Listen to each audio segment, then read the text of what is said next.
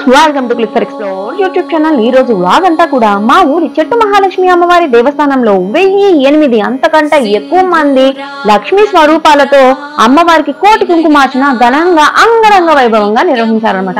ఎక్కడ స్కిప్ చేయకుండా చూడండి. మరి ఇంకెందుకు ఆలస్యం, వీడియోలోకి వెళ్ళిపోదామా? చల్లో. శివకేశవులు అనే భేదం లేకుండా ఇద్దరిని పూజించే మాసం శ్రావణ మాసం.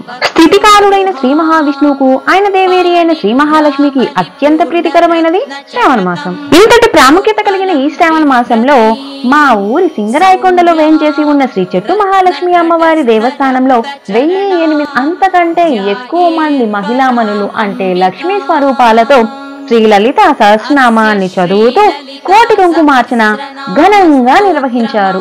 మనం బొట్టు పెట్టుకునే స్థానంలో ఆజ్ఞాచక్రం ఉంటుంది. మన శరీరంలో 7 చక్రాలలో 6వదైన ఆజ్ఞాచక్రం మనం బొట్టు పెట్టుకునే స్థానంలో ఉంటుంది. అది అమ్మవారి ప్రదేశము. అమ్మవారికి ఇష్టమైన రంగు ఎరుపు. అమ్మవారు ధరించే వస్త్రం ఎరుపు. సృష్టికి మూలం ఎరుపు. అంతటి విశిష్టత కలిగిన కుంకుమతో 11 సార్లు లలితా సహస్రనామాన్ని పఠిస్తూ 1008 అంతకంటే ఎక్కువ మంది లక్ష్మీ స్వరూపాలతో ఘనంగా అంగరంగ వైభవంగా కోటి కుంకుమార్చన నిర్వహించారు. అమ్మవారికి ఎంతో ఇష్టమైన లలితా సహస్రనామ స్తోత్రాన్ని పఠిస్తూ కుంకుమార్చన చేయటం ద్వారా భక్తులకు తమ జీవితాలలో ఎదురయ్యే అడ్డంకులను, సవాళ్లను ఎదుర్కొనే శక్తిని, ధైర్యాన్ని ప్రసాదిస్తుంది. అలాగే తన భక్తులందరూ ఎప్పుడూ కూడా సుఖ సంతోష ఆనంద ధనధాన్య వృద్ధితో లక్ష్మీ కటాక్షంతో సౌభాగ్యంతో ఉండాలని అనుగ్రహిస్తూ ఉంటుంది.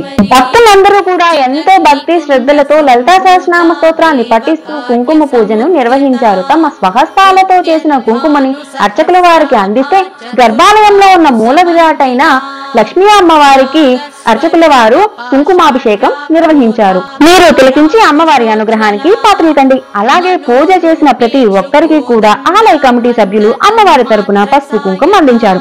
ఇంత ఘనంగా ఈ కార్యక్రమాన్ని నిర్వహించడానికి ప్రత్యక్షంగా పరోక్షంగా సహాయం చేసిన ప్రతి ఒక్కరికి కూడా అమ్మవారి అనుగ్రహం ఉండాలని కోరుకుంటూ మీ మన క్లిక్ ఫర్ ఎక్స్ప్లోర్.